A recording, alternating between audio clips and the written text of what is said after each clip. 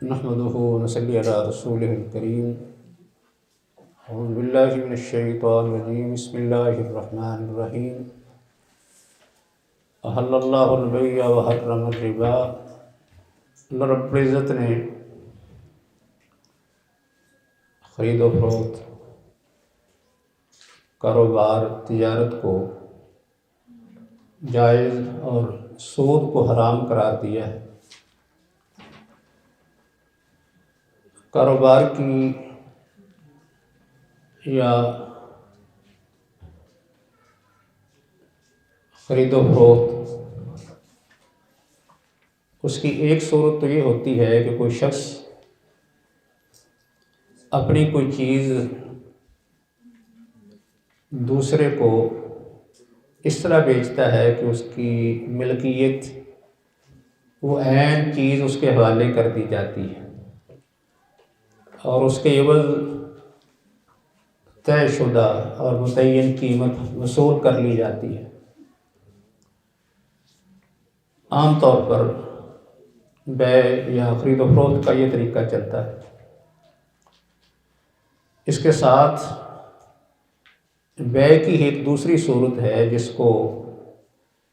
اجارہ کہا جاتا ہے۔ اجارہ بھی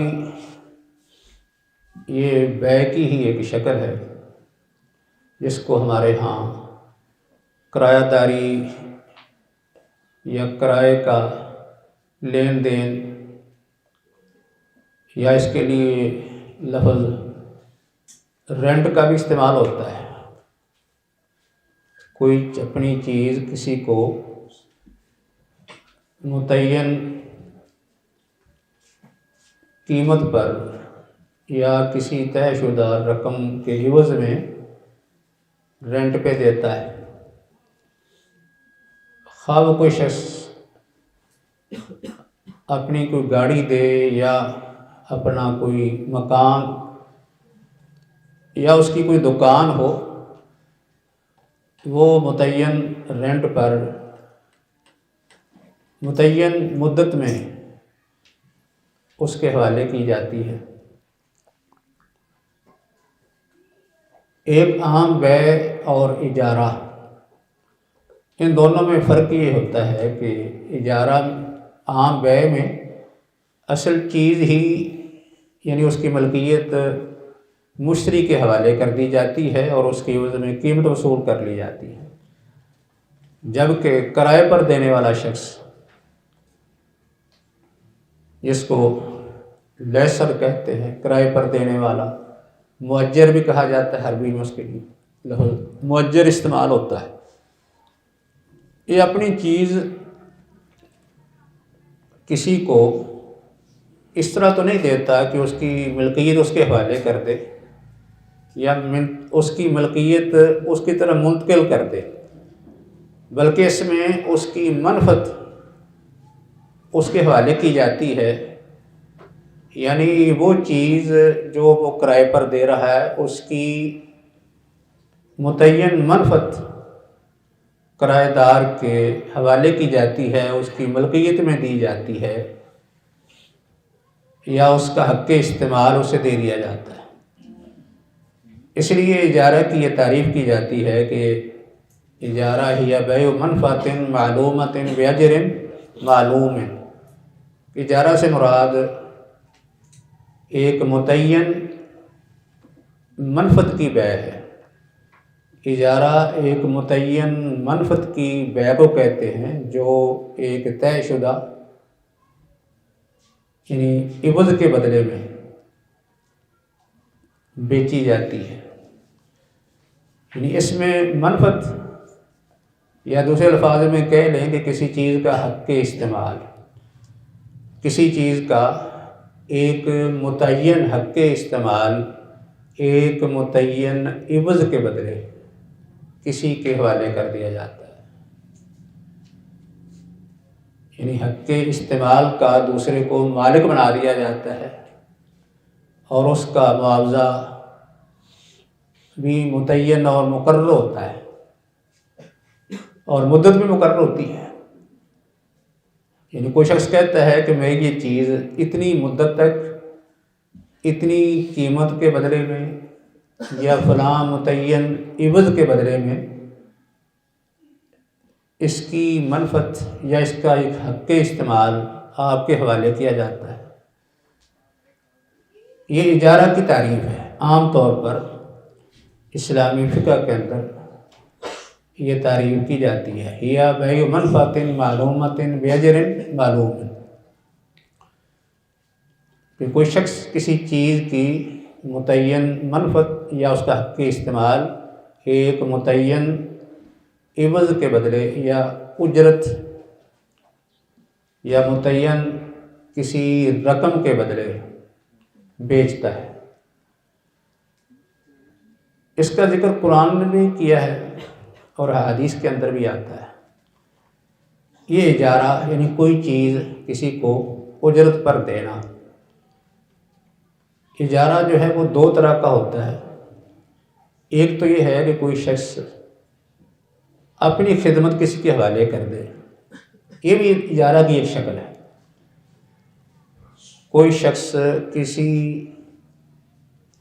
اپنی خدمت کو دوسرے شخص کے حوالے کر دے، اپنی خدمات پیش کر دے۔ اس میں کسی شخص کو خریدا نہیں جاتا، صرف اس کی خدمت خریدی جاتی ہے، اس کی محنت۔ اس کو مزدوری بھی کہتے ہیں۔ اس طرح کہ عام طور پر مزدور پورا دن کام کرتا ہے، اپنی خدمت پیش کرتا ہے، اس کے بدلے میں وہ باقاعدہ مزدوری وصول کرتا ہے۔ یہ انسان کی اپنی خدمت ہے یا اپنی اس کی محنت ہے، یہ اس کی اپنی منفعت ہے، اس کا یہ حق استعمال ہے جو دوسرے کو دے دیتا ہے۔ یہ چھوٹی سطح سے بڑی سطح تک یہ سلسلہ چلتا ہے، یعنی ایک مزدور بھی اپنی خدمت پیش کرتا ہے، کوئی انجینئر یا ڈاکٹر بھی اپنی خدمت پیش کرتا ہے اور اس کے بدلے میں اس کا معاوضہ لیتا ہے۔ تو یہ بھی ایک اجارہ کی صورت بنتی ہے کہ کوئی شخص کسی بھی سطح کا ہو، کسی لیول کا ہو، اپنی خدمت پیش کر کے اس کے بدلے میں وہ باقاعدہ اس کا معاوضہ وصول کرتا ہے۔ شرعی طور پر یہ بھی جائز ہے، اس میں کوئی قباحت نہیں ہے۔ یہ محنت مزدوری صحابہ کرام بھی کرتے رہے، یعنی اپنی خدمت پیش کر کے معاوضہ لیتے تھے۔ جیسا حضرت خباب بن ارت کے بارے میں آتا ہے کہ وہ لوہے کی چیزیں تیار کرتے تھے، انہوں نے عاص بن وائل کی جو ہے وہ کوئی تلوار وغیرہ کوئی اسلحہ تیار کر کے دیا تھا، تو اس کی قیمت وصول کرنی تھی۔ تو ان کا ایک پورا یہ واقعہ حدیث کے اندر موجود ہے کہ اس نے وہ قیمت نہ دی، شرط لگا دی کہ آپ نبی اکرم صلی اللہ علیہ وسلم کے ساتھ کفر کریں گے تو میں قیمت ادا کروں گا۔ تو انہوں نے کہا کہ میں تو آپ کے ساتھ کفر نہیں کر سکتا حتیٰ کہ تو مر جائے اور دوبارہ اٹھایا جائے۔ اس نے کہا کہ اگر میں مر جاؤں گا، دوبارہ اٹھایا جاؤں گا، اس وقت بھی میرے پاس بہت مال اور میری اولاد ہوگی وہاں بھی، تو اس وقت پھر میں آپ کو اس کی اجرت ادا کر دوں گا۔ حضرت خباب بھی باقاعدہ لوہے کا کام کرتے تھے۔ ایسے حضرت علی رضی اللہ تعالیٰ عنہ نے ایک یہودی عورت کا پانی نکال کر اس سے کھجوروں کی صورت میں اجرت وصول کی تھی۔ اس کے علاوہ بھی صحابہ کرام یہ کام کرتے رہے، جیسا کہ حدیث میں آتا ہے کہ صحابہ بیان کرتے ہیں کہ جب صدقے کا حکم دیا گیا تو ہم میں سے کوئی باہر جا کے کام کرتا اور اپنی کمر پر بوجھ اٹھاتا اور اس کے عوض میں اس کو ایک مد مزدوری ملتی، اس سے وہ اپنے گھر کے اخراجات بھی چلاتا اور اس کے ساتھ ساتھ وہ اس سے صدقہ بھی کرتا تھا۔ مقصد یہ ہے کہ یہ تصور بھی موجود ہے، لیکن عام طور پر جس وقت بات اجارہ کی ہوتی ہے تو اس سے زیادہ تر یعنی کسی چیز کو کرائے پر لینا دینا یہ ذہن میں آتا ہے۔ تو کوئی چیز اپنی کسی کو کرائے پر دینا یا اس کی منفعت اس کی ملکیت میں دینا، اس کے حوالے کر دینا اور اس کے عوض میں کچھ حاصل کر لینا، کوئی چیز وصول کر لینا یا اس کی کوئی نقد رقم وصول کر لینا شرعی طور پر یہ جائز ہے۔ نبی اکرم صلی اللہ علیہ وسلم کے وقت میں بھی ایسا ہوتا رہا، سواریاں بھی کرائے پر دی جاتی تھیں، زمینوں کو بھی کرائے پر دیا جاتا تھا، زمینیں باقاعدہ سونا چاندی کے بدلے میں کرائے پر دی جاتی تھی، جیسے امام بخاری نے باقاعدہ یہ باب باندھا ہے کہ زمین کو سونے چاندی کے بدلے میں کرائے پر دینا، کرائے الارض بالذهب والفضة۔ اور نبی اکرم صلی اللہ علیہ وآلہ وسلم نے خیبر کی زمین بھی کرائے پر دی ہے، اگرچہ اس میں کرایہ کوئی نقدی کی صورت میں وصول نہیں کیا، بلکہ زمین کی ہی پیداوار کے آدھے حصے کے بدلے میں آپ نے خیبر کی زمین یہودیوں کو کرائے پر دی ہے۔ امام بخاری نے اس پر بھی باب باندھا ہے۔ تو اس لیے زمین کو کرائے پر دینا یہ حدیث سے ثابت ہے۔ اسے معلوم ہوتا ہے کہ کرائے کا لین دین یہ جائز ہے، لیکن اس کا مفہوم وہی صحیح ہوگا جو اہل علم نے بیان کیا ہے یا قرآن حدیث سے ثابت ہے۔ اور اس میں جیسا کہ ابھی اس کی تعریف کی ہے کہ کوئی شخص اپنی یا اپنی کسی چیز کی منفعت کسی کے حوالے کر دے، یعنی متعین ایک منفعت، اور اس کے بدلے میں ایک طے شدہ اور متعین عوض وصول کر لے۔ ایسی صورت میں جب کوئی شخص کوئی چیز کسی کے حوالے کرتا ہے تو اس میں وہ چیز اس کے پاس پہلے موجود ہوتی ہے، اپنی ملکیت میں ہوتی ہے، وہ کسی کے حوالے کر دیتا ہے۔ جس کے حوالے کرتا ہے وہ شخص اس کے حق کے استعمال کے عوض میں اس کو کوئی نہ کوئی قیمت ادا کرتا ہے۔ اس دوران جو اس چیز کے اخراجات ہوتے ہیں وہ دو قسم کے ہیں، ایک کا تعلق جو ہے وہ کرایہ دار کے ساتھ ہوتا ہے، اور ایک قسم ان اخراجات کی ہے جن کا تعلق مالک سے بن جاتا ہے۔ مثال کے طور پر ایک شخص کس چیز کا مالک ہے تو مالک کو بعض دفعہ پراپرٹی ٹیکس دینا پڑتا ہے، یہ خرچہ کس کے ذمہ ہوگا؟ یہ مالک ادا کرے گا۔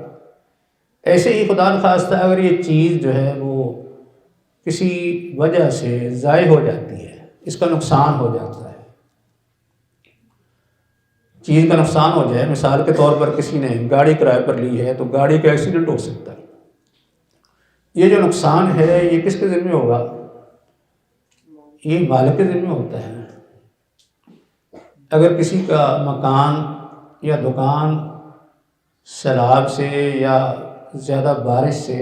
یا کسی اور سبب سے متاثر ہو جائے، گر جائے، تو اس کا نقصان بھی مالک کے ذمہ ہوتا ہے۔ لیکن مالک کیونکہ اس چیز کو استعمال کر رہا ہوتا ہے، جو کرایہ دار ہے وہ اس کو استعمال کر رہا ہوتا ہے، اس لیے استعمال میں جو چیزیں آتی ہیں ان کا ذمہ دار کرایہ دار ہوتا ہے۔ جیسا کہ بجلی کا بل ہے، پانی اور گیس کے بل، یہ تو کرایہ دار نے ادا کرنے، یہ مالک ادا نہیں کرتا۔ تو اس میں یعنی نقصان جو کرایہ دار کی غفلت کے بغیر ہو جائے اور اس کا تعلق اصل پراپرٹی اور جائیداد سے ہو تو اس کا نقصان مالک بنتا ہے۔ لیکن باقی بل شل جو ہیں جن کا تعلق استعمال سے ہوتا ہے، یہ ذمہ داری کرایہ دار کی ہوتی ہے، عام طور پر یہ تصور ہوتا ہے۔ اور اس میں جو کرایہ دار ہے وہ اس چیز کا مالک نہیں بنتا، صرف منفعت کا مالک ہوتا ہے، اصل چیز کا مالک نہیں بنتا۔ اصل چیز ملکیت اس کے مالک کی رہتی ہے، کرایہ دار کی نہیں بنتی۔ ورنہ یہ تو ہے اجارہ کا ایک اسلام کے اندر ایک تصور ہے، جبکہ ایک تصور اس وقت رائج ہے، مروجہ تصور جو اجارہ کا پایا جاتا ہے، جس کو عربی میں البیع الاجاری بھی کہتے ہیں یا اس کو لیزنگ بھی کہتے ہیں۔ لیزنگ کا نام بھی دیا جاتا ہے، کوئی چیز جو ہے وہ لیز پہ دینا یا لینا، لیزنگ کا تصور۔ یہ اصل تو ترجمہ یہ اجارہ کا کیا جاتا ہے، یعنی البیع الاجاری اس کا نام دیا جاتا ہے، لیکن اس کی نوعیت اصل اجارہ سے مختلف ہے، فرق ہے۔ اصل اجارہ جس کا اسلام میں تصور ہے وہ اس سے مختلف ہے۔ یہ جو اجارہ کا تصور یا لیزنگ کی صورت اس وقت چل رہی ہے یا بینک چلا رہے ہیں، خاص کر اسلامی بینک بھی اس کو کوئی لیزنگ کے نام سے یا اجارہ المنتہیہ بالتملیک کے نام سے چلاتے ہیں۔ عام طور پر جو روایتی بینک ہیں وہ اس کا نام ہائر پرچیز رکھ لیتے ہیں، دوسرے جو ہیں وہ کچھ اس میں اسلامی اصطلاحات استعمال کر لیتے ہیں۔ لیزنگ بھی کہا جاتا ہے یا اجارہ کہہ دیا یا اجارہ المنتہیہ بالتملیک کہہ دیا۔ ایسا اجارہ جس کا اختتام بیع پر ہوتا ہے، یعنی وہ اجارہ جس کا اختتام بیع پر یا کرایہ دار کو مالک بنانے پر ہوتا ہے، کرایہ دار ہی اس چیز کا آخر میں مالک بن جاتا ہے۔ ایک جدید تصور ہے، اس میں طریقہ کار یہ ہوتا ہے کہ کوئی شخص بینک کے پاس کوئی گاڑی وغیرہ لینے کے لیے جاتا ہے تو بینک جو ہے وہ اس کی درخواست پر اس کو گاڑی دیتا ہے، اور بینک کے پاس بھی کوئی اپنی گاڑی نہیں ہوتی، بینک آگے سے باقاعدہ وہ پرچیز کرتا ہے، خریدتا ہے، پھر وہ کرایہ دار کے حوالے کرتا ہے، اور اس کے اندر وعدہ یہ ہوتا ہے کہ کرایہ دار کچھ ڈاؤن پیمنٹ کے نام سے ایڈوانس رقم دیتا ہے، یعنی کرایہ دار جو ہے وہ تقریباً کوئی 10% رقم پہلے جمع کروا دیتا ہے ڈاؤن پیمنٹ کے نام سے، اور باقی جو رقم ہوتی ہے وہ بینک کرایہ کی صورت میں وصول کرتا ہے۔ یعنی تصور یہ دیا جاتا ہے کہ بینک نے گاڑی یہ کرائے پر دی ہے، اب کرایہ دار وہ کرائے کی صورت میں وہ قیمت ادا کرتا رہتا ہے اس کی۔ شروع میں جو قیمت جمع کرواتا ہے وہ کم زیادہ ہو سکتی ہے، اور یہ اس کا کم زیادہ ہونا یا اس میں کمی بیشی کا ہونا یہ کسی چیز پر منحصر ہے۔ بعض دفعہ ایک چیز مہنگی ہوتی ہے، اس میں اسے پیسے زیادہ جمع کروانے ہوتے ہیں، بعض دفعہ چیز سستی ہوتی ہے، پیسے کم بھی جمع کروائے جا سکتے ہیں، لیکن عام طور پر 10% جو ہے وہ جمع کرتے ہیں بینک۔ اور اس میں اس کرایہ کی شکل یہ ہے کہ ایک تو کرایہ دار جا کے ایک درخواست دیتا ہے، بینک جو ہے اس وقت اس کے ساتھ معاہدہ کرتا ہے، اور ایک کرایہ دار جس کو مستاجر کہتے ہیں یا اس کو لیسی بھی کہتے ہیں، تو یہ جا کے وہ ڈاؤن پیمنٹ کے نام سے 10% رقم جمع کرواتا ہے، اور اس کے بعد بینک گاڑی خرید کر اس کے حوالے کر دیتا ہے، اور یہ شخص بعد میں پھر کرائے کی صورت میں پیسے ادا کرتا رہتا ہے۔ اور یہ کرایہ جو طے ہوتا ہے یہ بینک کس طریقے سے طے کرتا ہے؟ بینک وہ جو اس نے اپنے پاس سے قیمت ادا کرنی ہوتی ہے وہ بھی، اور جتنی دیر تک اس کی یہ رقم واپس آ سکتی ہے نا جو وہ کرائے کی قسطیں طے کرتا ہے، اس میں یہ بات بھی ملحوظ رکھتا ہے کہ اتنے عرصے میں یا اتنی مدت میں اتنی رقم پر کتنا سود بن سکتا ہے، وہ اس میں شامل کر دیتا ہے، اصل رقم میں شامل کر کے پھر وہ آگے کرائے کی اقساط بنا دیتا ہے۔ اس طرح جو ہے وہ کرایہ دینا ہے، اس کا نتیجہ یہ ہوتا ہے کہ جو ایک متعین مدت تک اس نے کرائے کی صورت میں وہ اقساط ادا کرنی ہوتی ہیں، آخری قسط تک بینک کی اصل رقم اس کے منافع سمیت منافع وہ جو اس دوران سود کی صورت میں بن سکتا تھا وہ بھی شامل ہوتا ہے، وہ بھی واپس آ جاتا ہے۔ لیکن اس میں بسا اوقات کچھ کمی بیشی اس طرح ہو جاتی ہے کہ اگر اس نے قیمت زیادہ جمع کرا دی، مثال کے طور شروع میں ایک شخص نے ایک گاڑی لینی ہے، کسی بھی کمپنی کی گاڑی ہو، ٹویوٹا ہو، ہونڈا ہے یا بلینو یا اس کے علاوہ کوئی اور گاڑی ہے، اس نے اس کی رقم اگر مثلا 5 لاکھ جمع کروا دی، تو 5 لاکھ جس اس نے جمع کروائی ہے تو بینک کو باقی رقم ادا کرنی پڑے گی۔ تو بینک باقی جو رقم ہے اس کے حساب سے دیکھے گا کہ جتنی رقم بینک نے ادا کی ہے اس میں وہ اپنا منافع وغیرہ سارا شامل کر کے وہ اس کی ایک رقم طے کر کے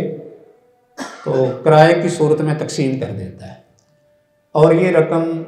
زیادہ ہوگی، یعنی آخر میں گاڑی کی رقم زیادہ بن جائے گی۔ لیکن اگر کسی نے پیسے مثلا 5 لاکھ کی بجائے زیادہ جمع کروا دیے شروع میں، مثلا ایک شخص جو ہے 5 بجائے 7 لاکھ جمع کروا دیتا ہے، تو پھر آخر میں جو ٹوٹل رقم بنے گی وہ کم ہو جائے گی۔ یہ کم اور زیادہ رقم کا ہونا، اس کی وجہ کیا ہے؟ اس کی وجہ جو ہے وہ یہ ہے کہ ایک شخص نے پیسے شروع میں زیادہ جمع کروا دیے، بینک کو پیسے کم دینے پڑے، اس لیے ٹوٹل قیمت جو ہے اس کی کم ہوگی۔ اگر کسی نے شروع میں ڈاؤن پیمنٹ کے نام سے پیسے کم جمع کروائے تو بینک کو زیادہ ادا کرنے پڑے، اس لیے آخر میں جو قیمت اس کی بنے گی وہ زیادہ ہو جائے گی۔ قسطیں جو کرائے کی صورت میں بینک وصول کر رہا ہے وہ بھی زیادہ ہوگی۔ اس کا مطلب یہ ہے کہ یہ جو کرایہ زیادہ اور کم ہونا، اس کی وجہ کیا ہے؟ اصل بینک کی ادا شدہ رقم ہے کہ بینک نے کتنی ادا کی ہے۔ اگر بینک کو رقم زیادہ ادا کرنی پڑی تو پھر کرایہ زیادہ ہو گیا، اگر بینک نے رقم کم ادا کی ہے تو پھر کرایہ جو ہے وہ کم ہو جائے گا۔ اس سے معلوم ہوتا ہے کہ اس کی بنیاد کیا ہوئی؟ پھر سود اس کی بنیاد ہے، کیونکہ بینک نے جب رقم زیادہ ادا کی ہے تو اس کا منافع زیادہ بنے گا، تو وہ اس کی جو کرائے کی اقساط ہیں ان میں اضافہ کر دے گا۔ مثلا 3 سال یا 5 سال کی مدت اگر مقرر کی ہے تو زیادہ رقم پھر اتنے سالوں میں کرائے کی صورت میں وہ زیادہ لگا دے گا۔ لیکن اگر کسی نے رقم زیادہ جمع کروا دی، بینک کو کم ادا کرنی پڑی ہے، تو وہ قسطیں یا کرائے کی جو اقساط ہیں وہ پھر تھوڑی کر دے گا، کم ہو جائیں گی، کیونکہ رقم وہ پہلے زیادہ جمع کروا چکا ہے۔ تو اس سے اس کی بنیاد یہ معلوم ہوتی ہے کہ اصل یہ معاملہ، یہ عقد جو ہے وہ سود پر مبنی ہے کہ پیسے زیادہ جمع کروائے، بینک کو کم دینے پڑے تو کرایہ جو ہے وہ کم انہوں نے مقرر کر دیا۔ اگر بینک کو پیسے زیادہ دینے پڑے اور کرایہ دار نے شروع میں رقم کم جمع کروائی ہے تو پھر بینک نے قسطیں بھی جو ہیں وہ کم کر دی۔ کرائے کی جو اقساط ہیں ان کی کمی بیشی کا تعلق جو ہے وہ کرایہ دار کی شروع میں ڈاؤن پیمنٹ کے نام سے جمع کرائی ہوئی رقم، یہ بنیاد ہے۔ اور دوسرا اس میں یہ بھی ہے کہ اس میں نام تو کرایہ کا آ گیا، پہلے نمبر پر عام جو کرایہ ہے جس کا تصور اسلام میں پایا جاتا ہے،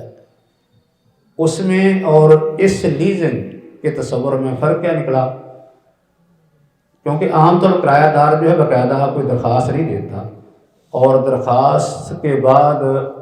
جو کرائے پر دینے والا مؤجر ہے وہ چیز خریدتا نہیں باقاعدہ، اس کے پاس پہلے موجود ہوتی ہے، اپنے پاس موجود چیز کو وہ کرائے پر دے دیتا ہے۔ لیکن یہاں اس کی درخواست کے بعد بینک جو ہے باقاعدہ بعد میں خریدتا ہے، اس کے ساتھ معاہدہ کرنے کے بعد خریدتا ہے۔ تو یہ بینک نے جو خرید و فروخت کی ہے یہ اس نے اس کے ساتھ معاہدہ کرنے کے بعد کی ہے، معاہدہ پہلے ہو چکا ہے، معاہدہ اس کے ساتھ کیا ہو چکا ہے؟ اب پہلا یہ ہوا ہے کہ یہ بینک اس کو کرائے پر دے گا، کرائے کی اقساط جب پوری ہو جائیں گی نا، بینک اپنی رقم پوری وصول کر لے گا تو بعد میں یہ چیز کرایہ دار کی ملکیت میں دے دی جائے گی، وہ اس کا مالک بن جائے گا، یہ بات ہوگی۔ اب معاہدہ جو ہے وہ پہلے ہو چکا ہے، چیز اس کو کرائے پر دینے کا اور بعد میں اس کو مالک بنانے کا، اور بینک خود خرید رہا ہے اس کے بعد۔ گویا کہ بینک نے کرایہ دار کو چیز پہلے دے دی ہے اور خود بعد میں خرید رہا ہے، تو یہ کیا ہے؟ یعنی ایسی چیز کی بیع کرنا جو کسی کے قبضے میں نہیں ہوتی، بینک کے ابھی قبضے میں نہیں آتی تو وہ پہلے ہی فروخت کر چکا ہوتا ہے۔ تو دوسرا یہ ہے کہ عام اجارہ میں صرف ایک عقد ہوتا ہے، ایک معاہدہ ہوتا ہے نا، تو صرف ایک آدمی کہتا ہے کہ یہ چیز میں کرائے پر دے رہا ہوں، اتنا کرایہ ہوگا اور اتنی مدت تک یہ ہوگا، یعنی اس کا حق استعمال آپ کے حوالے اتنی مدت تک کیا جاتا ہے، اس کے بدلے میں آپ نے اتنا کرایہ دینا ہے۔ جبکہ اس میں دو عقد اکٹھے ہوتے ہیں، ایک عقد اجارہ کا اور دوسرا عقد بیع کا۔ تو یہ چیز آپ کو کرایہ پر دی جا رہی ہے، جب آپ اقساط کی صورت میں کرایہ مکمل کر دیں گے تو بعد میں یہ چیز آپ کو بیچ دی جائے گی، آپ کی ملکیت میں دے دی جائے گی، یعنی شروع میں اجارہ بعد میں بیع، اور ایک ہی عقد کے اندر طے، ایک ہی عقد کے اندر دو عقد۔ حدیث میں ایسے معاہدے سے منع کیا گیا ہے، نہا رسول اللہ ان بیعتین فی بیع، آپ نے ایک بیع میں دو بیع کرنے سے منع فرمایا ہے۔ تو یہ ایک بیع میں دو بیع، ایک بیع اجارہ اور ایک بیع العین ہے، یعنی عین کسی چیز کو بیچنا یا خریدنا ایک ہے، بیع منفعت معلومۃ باجر معلوم ہے، کسی متعین منفعت یا حق استعمال کو متعین عوض کے بدلے میں بیچنا، اس میں دو عقد اکٹھے ہو گئے۔ ایک تو اس میں خرابی دو عقدوں کی وجہ سے، ایک عقد میں دو عقد، دوسرا یہ کہ اس میں جو کرایہ طے ہوتا ہے اقساط کی صورت میں، اس میں وہ کم زیادہ ہوتا ہے، اور اس کی بنیاد کیا ہے؟ شروع میں بینک میں جمع کرائی جانے والی رقم کا کم زیادہ ہونا۔ اگر رقم زیادہ جمع ہوگی تو یہ کرایہ کم ہو جائے گا، اگر رقم کسی نے کرایہ دار نے کم جمع کروائی تو پھر کرایہ زیادہ ہوگا، یعنی اس کی بنیاد جو ہے وہ سود ہے۔ اور تیسری خرابی اس میں یہ بھی ہے، جیسا کہ ابھی ذکر کیا کہ اسلام کے اندر اصل کرائے کا جو تصور ہے اس میں یہ ہے، کوئی شخص اپنی چیز کسی کرائے پر دیتا ہے تو اس میں وہ جو استعمال کے متعلقہ اخراجات ہیں وہ تو کرایہ دار برداشت کرتا ہے، لیکن اگر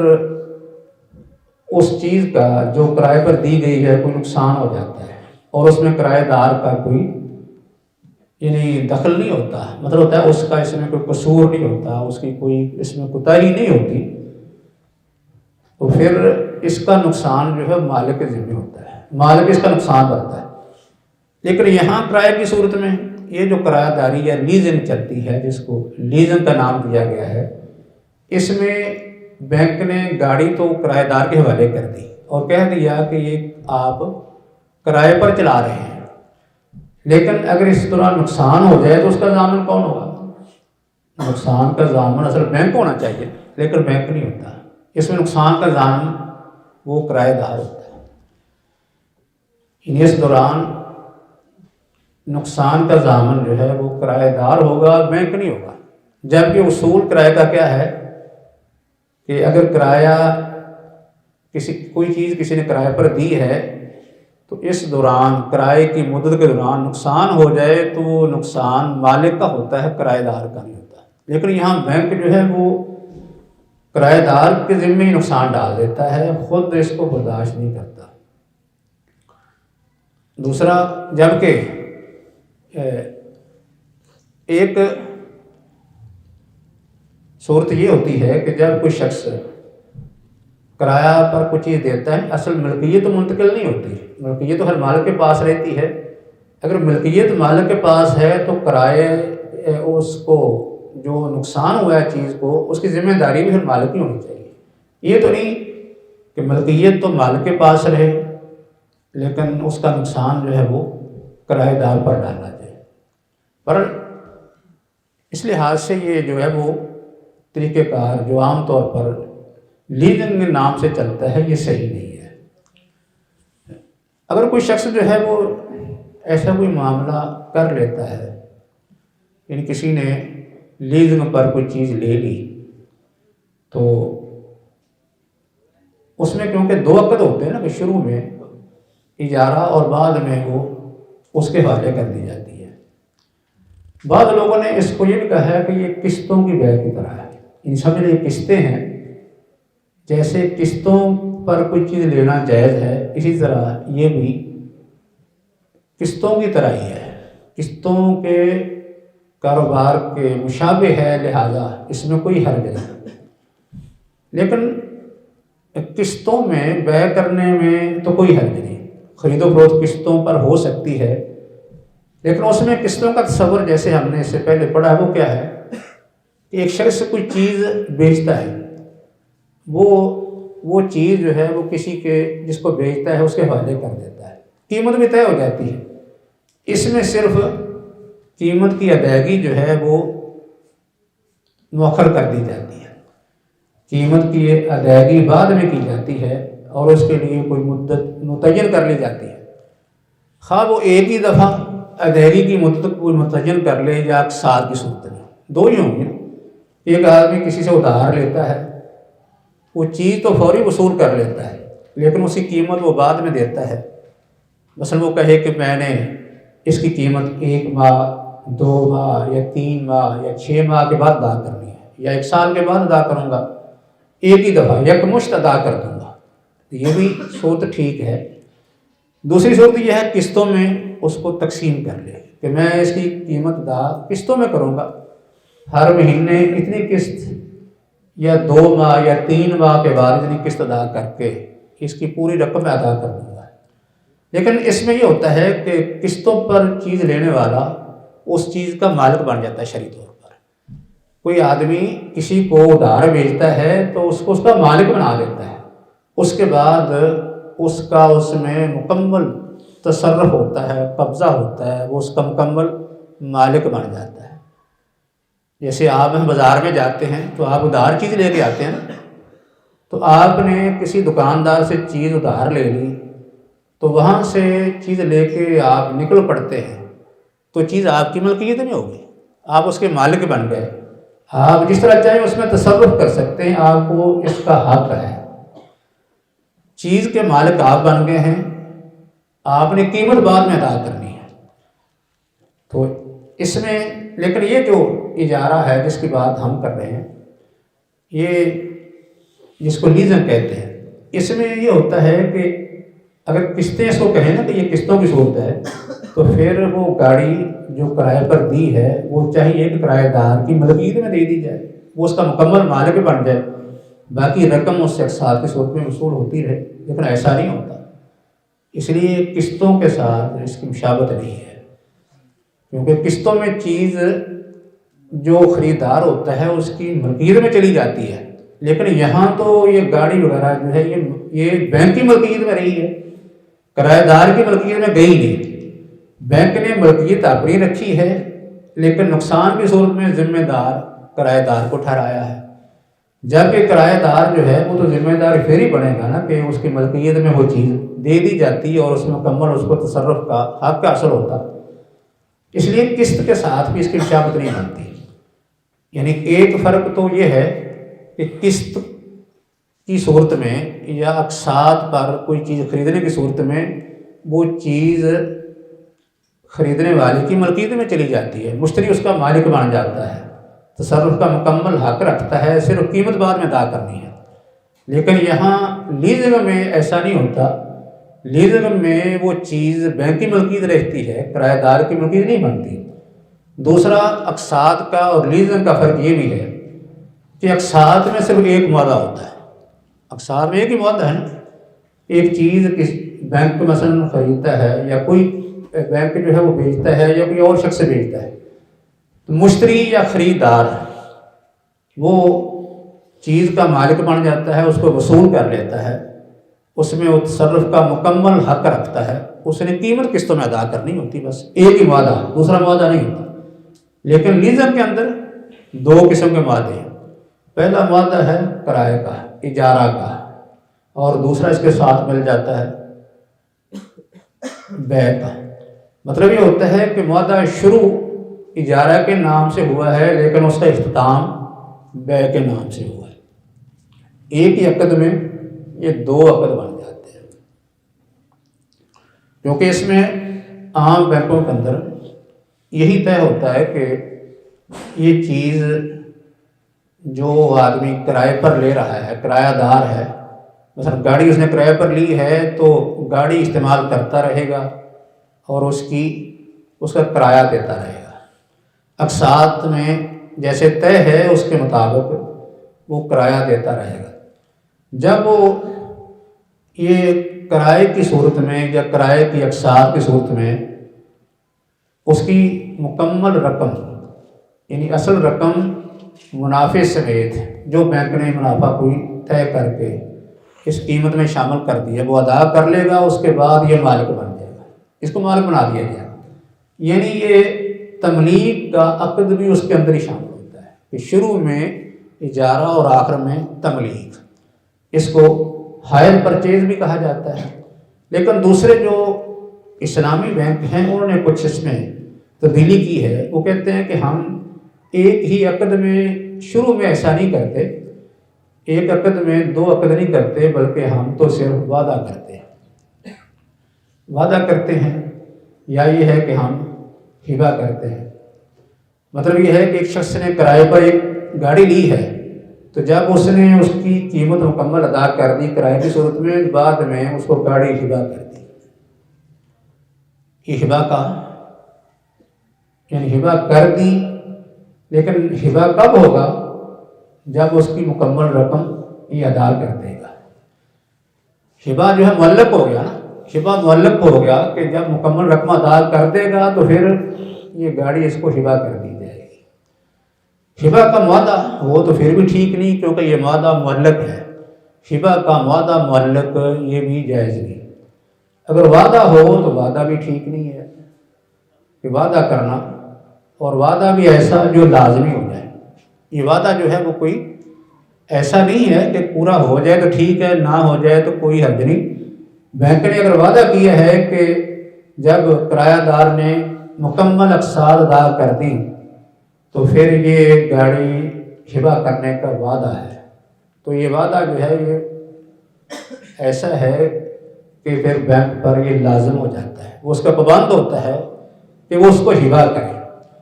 اس لیے انہوں نے کچھ اس میں تبدیلی کر لی ہے، کچھ چیزوں کو تبدیل کر کے عام جو روایتی بینک ہیں ان کے طریقہ کار سے کچھ مختلف طریقہ اختیار کرنے کی کوشش کی ہے کہ یا تو یہ کہہ دیا کہ جب اس نے قیمت پوری ادا کر دی، کرایہ پورا ادا کر دیا، اتنا کرایہ جو طے تھا، اس کے بعد یہ ہبہ کر دیا۔ ہبہ کا باقاعدہ معاہدہ ہے، ہبہ کا معاہدہ ہو تو پھر بھی ٹھیک نہیں ہے، کیونکہ یہ معاہدہ معلق ہے کہ اگر ایسا ہو گیا تو پھر یہ ہبہ ہے۔ دوسرا یہ ہے کہ بات اگر ہبہ نہیں صرف ہبہ کا وعدہ ہے تو یہ وعدہ بھی ٹھیک نہیں، کیونکہ یہ وعدہ ایسے ہے جیسے عقد بیع ہوتا ہے۔ جیسے عقد بیع لازم ہے، اس کی بندی ہوتی ہے فریقین پر، ایسے ہی یہاں بھی یہ بینک بند ہوتا ہے کہ اس نے اگر ہبہ کرنے کا وعدہ کیا ہے تو پھر ضرور ہبہ کرے گا۔ تو یہ حقیقت میں نام ہبہ کا ہے، ویسے کیا ہے یہ بیع ہے، کیونکہ اس نے پوری رقم کرائے کی صورت میں وصول کر لی ہے، بعد میں اس کو نام ہبہ کا دے دیا، کیونکہ کرایہ دار کو اس کا مالک بنانا ہے تو اس کو نام ہبہ کا دے دیا۔ اصل میں وہ بیع ہی ہے، یعنی شروع میں اجارہ کے نام سے یہ کام شروع ہوا، بعد میں بیع کے نام سے یہ ختم ہو گیا۔ تو مگر اس طرح کر کے جو ہے اس میں یہ کئی قباحتیں پائی جاتی ہیں۔ ایک عقد میں دو عقد بھی ہیں، پھر اس میں سود بھی پایا جاتا ہے، اور اس کے علاوہ اجارہ کے جو اصول ہیں وہ بھی اس میں متاثر ہوتے ہیں کہ جو اجارہ کی شکل میں مالک ہوتا ہے، نقصان کا وہ ذمہ دار ہے، یہاں کرایہ دار کو ذمہ دار بنا دیا جاتا ہے۔ تو اس طرح کر کے یعنی یہ معاملات جو ہیں وہ اصل اجارہ کے خلاف اس میں یا ایسی شروط رکھ لی جاتی ہیں۔ کسی معاہدے کے اندر یعنی ایسی کوئی شرط رکھنا، خاص کر جو شرط اس عقد کے خلاف ہو یا تقاضے کے خلاف ہو، وہ بھی ٹھیک نہیں۔ جیسے حدیث میں آتا ہے نا، بیع اور شرط سے آپ نے منع کیا، یا دو شرطوں کا ذکر بھی آتا ہے ایک حدیث میں، ایک بیع اور شرط سے منع کیا گیا ہے، اس لیے اس میں یہ شرائط بھی ہوتی ہے۔ اس لیے اگر کوئی شخص جو ہے وہ کسی وجہ سے اس معاہدے میں شریک ہو جائے تو اس کو نکلنے کے لیے کچھ میں نے رستے یہ بتائے ہیں کہ یا تو وہ ویسے ہی اجارہ ختم کر دے، مطلب یہ ہے کہ وہ کرائے پر گاڑی چلا رہا ہے اس کے بعد ویسے معاہدہ ختم ہو جائے گا کچھ، یا پھر نئے سرے سے عقد اجارہ کرے، یا ویسے گاڑی کو خرید لے، یا پھر اقساط کی صورت اگر اس کی اس نے بنانی ہے تو وہ اس طرح بنے گی کہ یہ معاملہ یعنی صحیح ہونے کے لیے یا طریقہ کار یہ اختیار کیا جا سکتا ہے کہ کرائے پر جو چیز دی ہے اس کو مالک بنا دیا جائے اور بعد میں رقم اس سے اقساط کی صورت میں وصول کر لی جائے۔ لیکن اقساط میں اس طرح وصول کی جائیں کہ کیونکہ اس قیمت تو پہلے ایک طے ہے، اس قیمت پر کوئی اضافہ نہ ہو۔ اگر وہ شخص کسی وجہ سے اس کی رقم پوری ادا نہیں کر سکتا، کوئی قسط اس کی مس ہو جاتی ہے، بعد میں اس پر اضافہ بھی نہ ہو، یعنی ایک تو ملکیت اس کے حوالے کر دے تاکہ یہ معاملہ اجارہ سے نکل کر بیع بالاقساط میں آ جائے۔ بیع بالاقساط کی صورت میں چیز مشتری کے حوالے کر دی جاتی ہے، اس کی ملکیت میں چلی جاتی ہے، لیکن رقم کی ادائیگی وہ ایسا ایسا ہوتی رہتی ہے۔ اس لیے اس کو اقساط کی صورت میں بنایا جا سکتا ہے۔ یہ عقد جو اجارہ کا ہے اس کو یعنی البیع بالاقساط کی صورت میں تبدیل کیا جا سکتا ہے، لیکن اسی وقت ہوگا جب چیز مشتری کی ملکیت دے دی جائے اور اقساط میں سے کسی قسط کے لیٹ ہونے کی وجہ اس پر کوئی تاوان، کوئی جرمانہ نہ ڈالا جائے تو پھر قسط کی بیع شرعی طور پر جائز، اس میں کوئی حرج نہیں۔ لیکن اگر یہ تبدیلی نہیں ہوتی تو پھر یہ معاملہ جو ہے وہ ناجائز رہے گا۔ یعنی لیزنگ کا معاملہ جس میں عقد اجارہ کے نام سے شروع ہو کے بیع کے نام پر ختم، پر یہ اس کا ایک خاکہ تھا جو طریقہ کار اس میں اختیار کیا جاتا ہے، اور اس میں جو شکیں شرعی طور پر ناجائز ہیں ان کا بھی ذکر کر دیا، اور آخر جو ہے وہ ان شکوں کو سمجھنے کے بعد یہ بات معلوم ہوتی ہے کہ یہ مربت جو اجارہ یا لیزنگ کے نام سے یہ جائز نہیں ہوگا، اور اس کو ختم کرنے کے لیے کیا ہو سکتا ہے اس کا بھی بیان کر دیا ہے۔ اگر معاہدے میں کوئی شریک ہو جائے تو اس کو اس طریقے سے ختم کیا جا سکتا ہے۔ بہرحال یہ ایک اجارہ لیزنگ کی جدید صورت تھی، اور اسلام میں اس کا تصور کیا ہے اس کا بھی بیان آ گیا، اور دونوں کے درمیان جو فرق ہیں